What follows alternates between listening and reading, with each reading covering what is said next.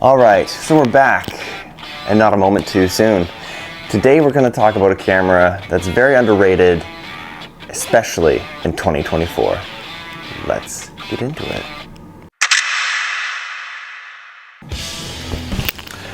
Alright, so today the camera we're talking about is the Canon EOS R.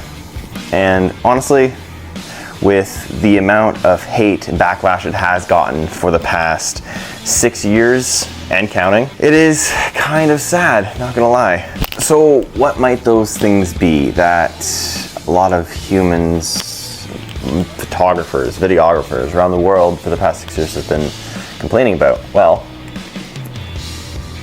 it's quite simple, you see. A lot of people want everything all at once, and yet they don't want it to be faulty or to be wrong in their eyes, right? Basically, everybody wants a perfect camera in a perfect world with a lot of perfect everything, but unfortunately, that's not how life works. Without getting philosophical,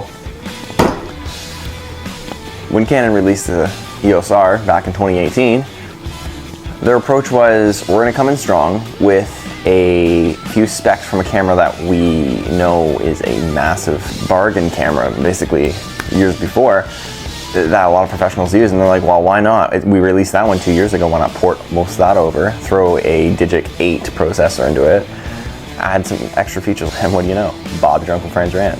You get the EOS R.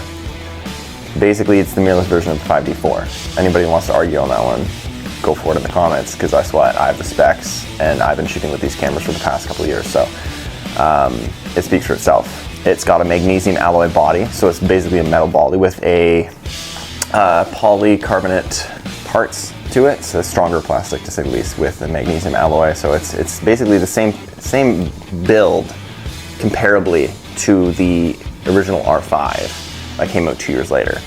I'm not saying the specs are the same, I'm saying the build's the same. So, be that as it may, argue what you want, it's factual and it's right there in front of you.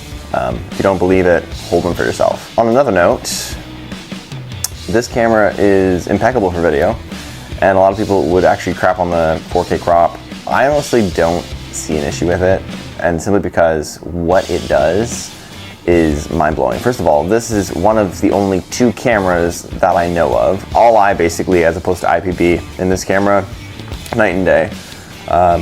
In the 4K crop that everybody, you know, loves so dearly and hates so much, it basically mimics their cinema line cameras. So with the crop, Canon states that the full readout in the crop of the sensor gives it more information and more crisp image, which I believe to a degree they're not wrong, because the amount of megabits per second this packs is 480 megabits per second.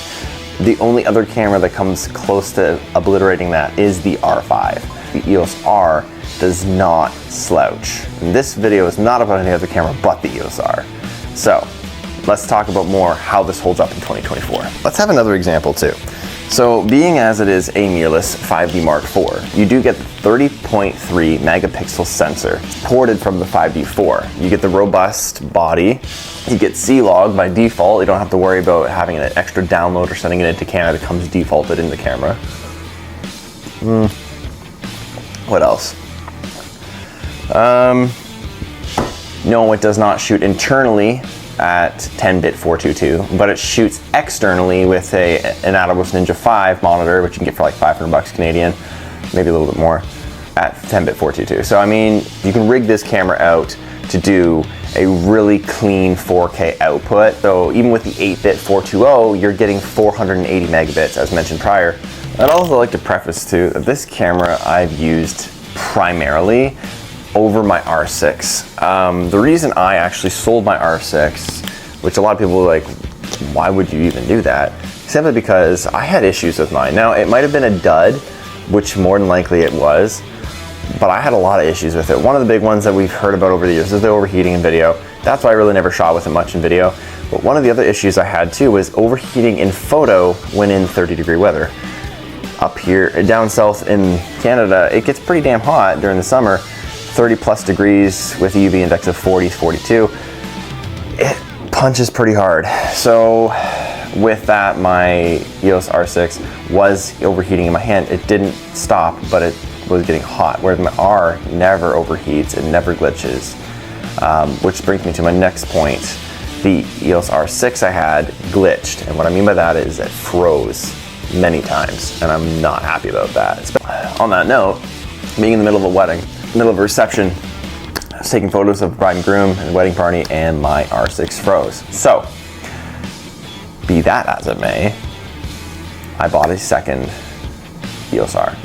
I don't really want to worry when my camera is performing if, oh no, I have a freezing issue or a random thing that happens that could corrupt a file or something. I don't want that possibility of it being a what if factor. And the Canon EOS R has never failed me once, not a single bit. In the past 2.5 or so years that I've owned this camera, it has outperformed the R6 surprisingly in every aspect, both photo and video. I have filmed a 10-hour wedding exclusively with this camera, using a few large SD cards from Lexar. Shout out to the Lexar, being wicked awesome for that. The only thing I've ever had to change was my SD card because it got full or my battery died, so I had to go charge it. Luckily I had a spare. So again, this camera doesn't crap the bed. People are like, well, what about the IS? It doesn't have IBIS and all this. You're right, guess what? The IBIS sucks in the cameras. I hope in the R5 Mark II they fixed it, because the IBIS sucks. The wobble on ultra wide cameras is garbage, and I would never send that to a client. So I've always used my digital IS, and I've always shot handheld with a cage, and kind of rigged it out my own way. Long story short, I've always been able to mitigate any factors that were wobbly and warpy in that regard, but also I put post stabilization on just for that extra little bit of, peace of mind. The R is mind-blowingly amazing. You want a photo camera? Highly recommend it. You want an upgrade from a 60 Mark II? Highly recommend it. You want to match your 5D Mark IV, but you want to go mirrorless? Go for the R.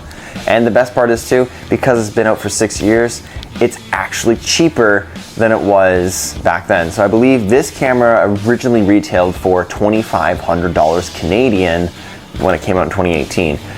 Now you can get it on a used market for like $800 to $900, depending on how used it is. But from Henry's, I got mine for a very good deal, to say the least. So, looking to get me the R.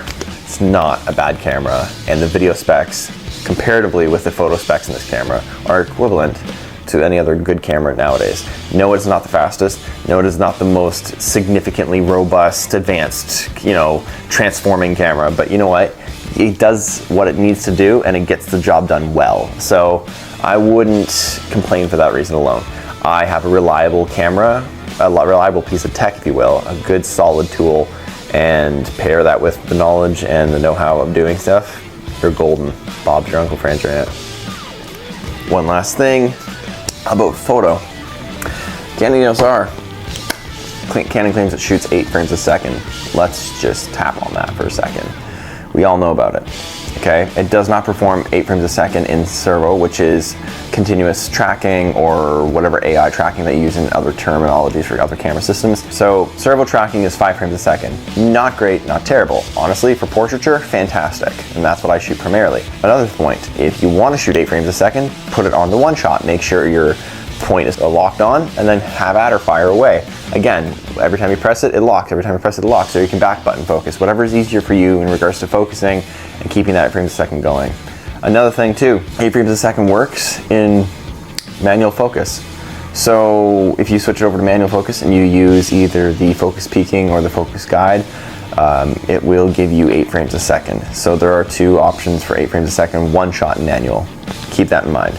I believe it stays that way even in full electronic mode too. So the camera does have first curtain electronic standard, but then it also can be fully electronic in silent mode. So there is a silent mode in the Canon EOS R.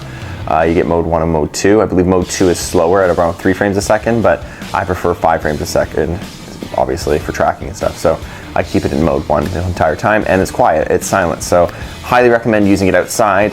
Inside there is a lot of banding just through the way the ambient lights are and stuff. I don't know why the mirrorless system does that, it just does. I'm sure Sony has made their own version of it, making 10 times better than that, but we're not here to talk about Sony, we're here to talk about the R. there's ways to go around it, honestly. And I think that's where a lot of people couldn't understand it. They wanted the perfect camera. As going back to the first part of the video, they wanted the perfect camera right off the hop.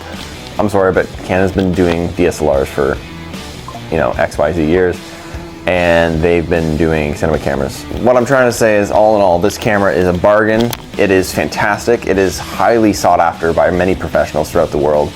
And I, as a professional, highly encourage you to consider this if you want to move to the mirrorless, or if you want a second camera, if you want a backup. Say you have an R5 and you want a B camera, or you have an R6 and you want a B camera, or you have an R8 and you want a B camera. Like, this is stuff you can look into to have a good camera. And if you just want a solely like photo-centric camera, this is fantastic. Again, doesn't break the bank, it's not super fast, but it works just fine. If you know how to work the camera, you can get the results you want. Keep in mind, as long as you know what you're doing, you can get the job done.